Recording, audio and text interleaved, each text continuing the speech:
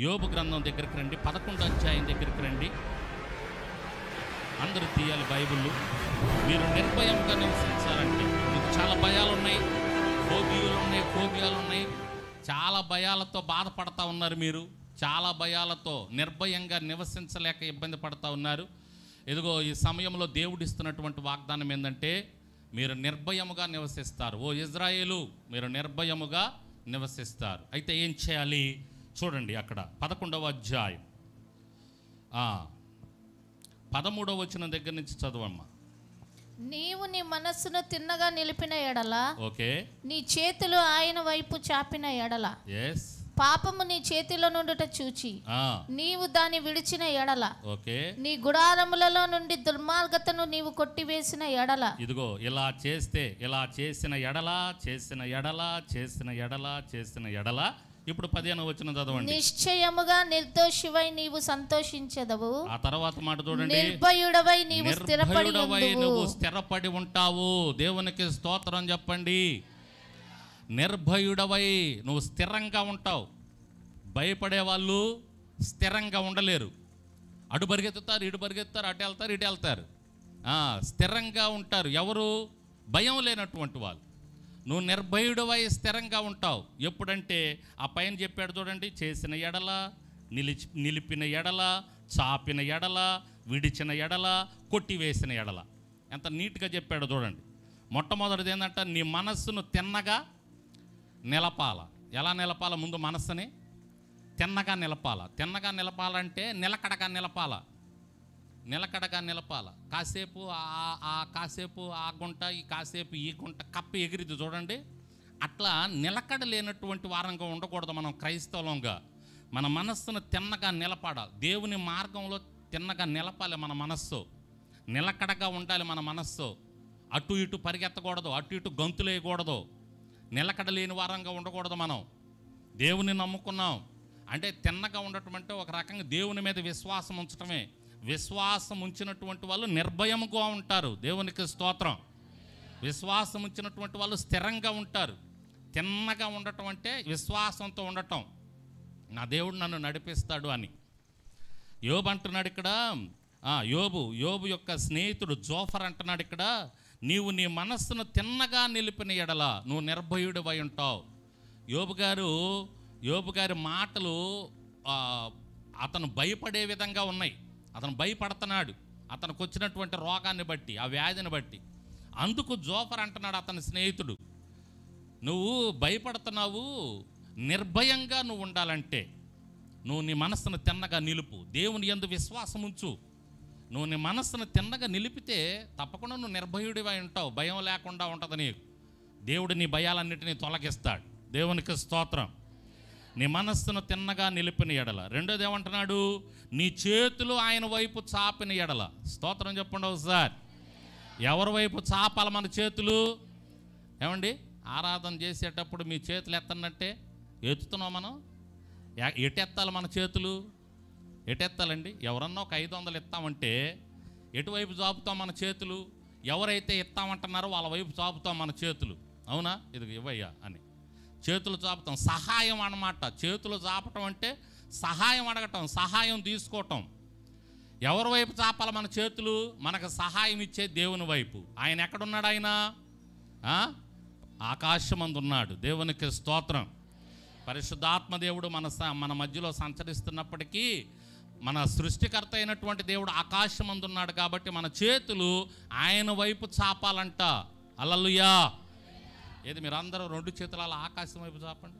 2 చేతులు అలా ఎత్తి చాపండి. అబ్బా ఎంత బాగున్నాయో చూడండి ఆయన వైపు చాపుతుంటే. దేవునికి స్తోత్రం. హల్లెలూయా.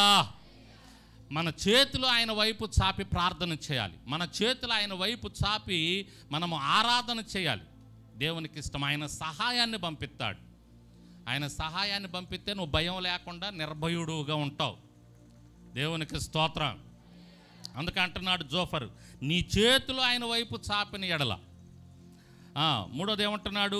పాపము నీ చేతిలో ఉండట చూచి నువ్వు దాన్ని విడిచిపెట్టిన ఎడల.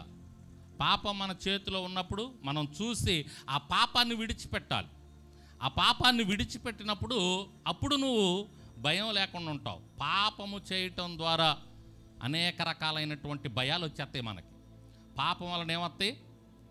భయాలు వచ్చేస్తాయి. కొన్ని తప్పులు పొరపాట్లు చేసినప్పుడు చూడండి, చిన్నపిల్లలు ఎదురుపడ్డా కూడా భయపడతాం. మనం పాపం చేస్తున్నప్పుడు చిన్నపిల్లలు ఎదురుపడ్డా, చిన్నపిల్లలు అడిగినా కూడా భయపడతాం. ఎందుకని? మనలో పాపం ఉంది కాబట్టి. పాపం లేనివాడు ధైర్యంగా ఉంటాడు. దేవునికి స్తోత్రం. తప్పు చేయనివాడు ధైర్యంగా ఉంటాడు. అవునా కాదండి?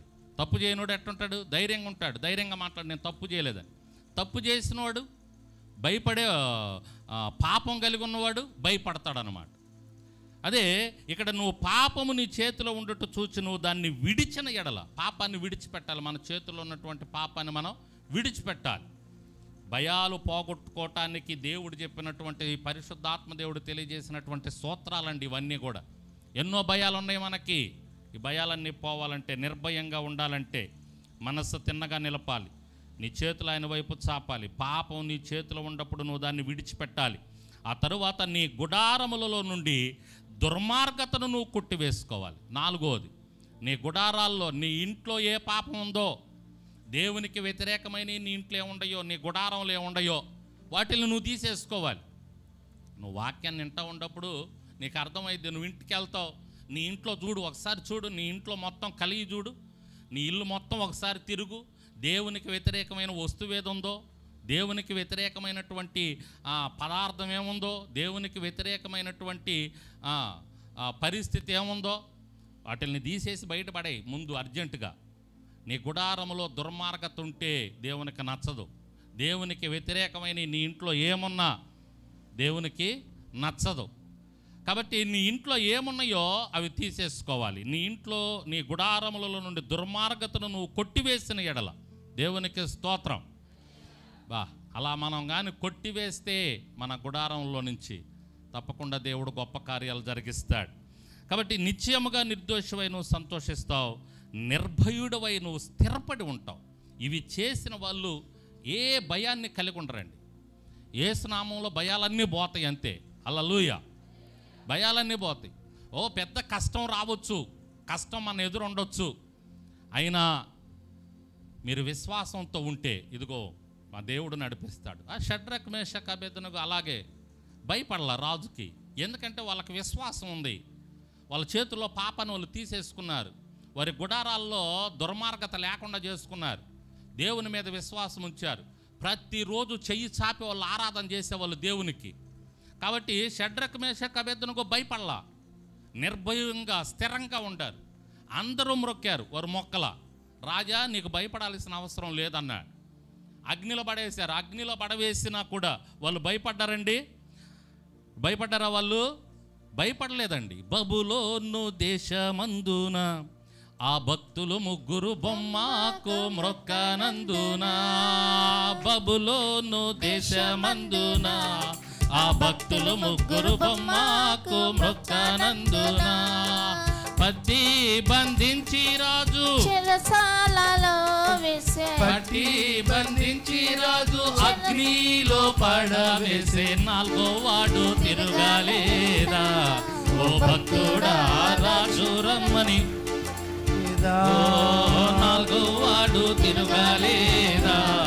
ఓ భక్తుడా రాజు రమ్మని పిలువలేదా? భయము చెందకు, అందరం కలిసి సాపడబడతా గట్టిగా. జీవమిచ్చిన ఓ భక్తుడా జీవమిచ్చిన ఓ భక్తుడా ప్రాణం పెట్టిన ఓ భయము చెందకు నీవు, దిగులు చెందకు నీవు, భయము చెందకు నీవు, దిగులు చెందకు నీవు, జీవమిచ్చిన యెహోవా ఉన్నాడు. ఓ భక్తుడా ప్రాణం పెట్టిన యేసయ్య ఉన్నాడు. జీవమిచ్చిన యెహోవా ఉన్నాడు. ఓ భక్తుడా ప్రాణం పెట్టిన యేసయ్య ఉన్నాడు. హల్లెలూయా. చక్కగా రాశారు భక్తులు. బబులోను దేశంలో ఆ భక్తుల 3 బొమ్మకు మ్రొక్కల పట్టి బంధించాడు రాజు. ఎక్కడేశాడు? అగ్నిలో పడేశాడు. భయపడలా, వాళ్ళు నిర్భయంగా ఉన్నారు. భయపడకుండా, రాజా నువ్వేదన్నా, రాజుక గడగడలాడిపోతారండి ఆ రోజుల్లో. ఎందుకంటే వాళ్ళు ఏదంటే అది జరిగి తీరుద్ది, అటువంటి పరిస్థితి అన్నమాట. కానీ రాజుకి భయపడల, వాళ్ళు దేవునికి భయపడ్డారు, నిర్భయంగా ఉన్నారు. ఏమండి, 4వ వాడు వారి మధ్యలో తిరిగి ఎంట్రుకు కూడా కాలేదంట వాళ్ళకి. దేవునికి స్తోత్రం. అలా వాళ్ళని తీసుకొని వచ్చాడు దేవుడు. ఒక విషయం చెప్తున్నాను, మీరు ఏ భయాల్లో ఉన్నారో, ఏ కష్టం మీ ఎదురుందో గట్టిగా నమ్మండి. మీరు ఇవి కానీ తీసేసుకుంటే తప్పకుండా మీరు నిర్భయంగా ఉంటారండి, భయపడరు. మీ భయాలన్నిటిని ఆయన తీసివేస్తాడు, విజయంతో నడిపిస్తాడు దేవుడు మనల్ని. దేవునికి స్తోత్రం. హల్లెలూయా.